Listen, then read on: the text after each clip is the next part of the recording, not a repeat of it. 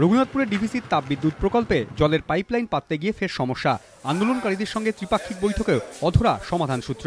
বৃহস্পতিবার থেকে ফের পুরুলিয়ার রায়বাঁধে জলের পাইপলাইন পাতার কাজ শুরু করে ডিভিসি কর্তৃপক্ষ। চুক্তিবদ্ধ চাকরির দাবিতে ভূমিরক্ষা সংগ্রাম কমিটির বিক্ষোভের জেরে ফের কাজ বন্ধ হয়ে যায়। পরিস্থিতি সামাল দিতে আন্দোলনকারীদের সঙ্গে স্থানীয় বিধায়ক ও জেলা সভাধিপতি দীর্ঘক্ষণ বৈঠক করেন। ঠিক হয় ফের বৈঠক হবে শনিবার। সেই মতো এদিন রঘুনাথপুরে মহকুমা শাসকের অফিসে আন্দোলনকারীদের সঙ্গে ফের বৈঠকে বসেন জেলা সভাধিপতি সৃষ্টিধর মাহাতো, বিধায়ক পূর্ণচন্দ্র বাউরি, ডিভিসির চিফ ইঞ্জিনিয়ার দেবাশিস মিত্র, মহকুমা শাসক সুরেন্দ্র কুমার মিনা।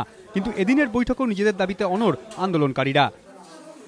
ডিভিসি কর্তৃপক্ষের মুখে যে বলা এবং কাজে যে করা, এই দুটোর মধ্যে কিন্তু মিল পাওয়া যাচ্ছে না বলেই কিন্তু এই সমস্যাটা দেখা যাচ্ছে। আমাদের যেমন বাধা আন্দোলন চলবে। আগামী কাল থেকে যদি কাজ করতে যায় তাহলে আমরা বাধা দেব।